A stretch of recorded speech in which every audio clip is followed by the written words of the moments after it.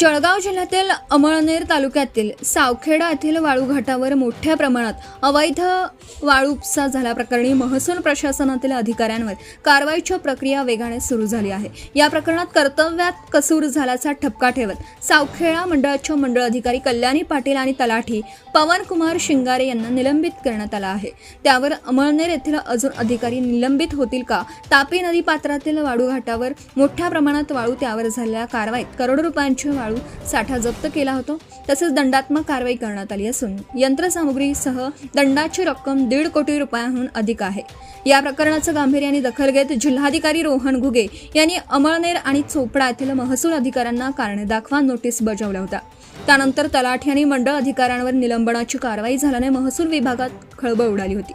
दरम्यान अमळनेरचे तहसीलदार रुपेश कुमार सुराणा आणि चोपडाचे तहसीलदार भाऊसाहेब थोरात यांच्यावर संभाव्य कारवाईकडे आता सर्वांचं लक्ष लागलं आहे। शासन आणि वरिष्ठ प्रशासन या प्रकरणात पुढे कोणती भूमिका घेणार याबाबत नागरिकांमध्ये तर्कवितर्क बोलले जात आहेत। यामध्ये तहसीलदारांच्या देखील मोठा सिंहाचा वाटा असल्याचं बोललं जात आहे। Subscribe now and press the bell icon.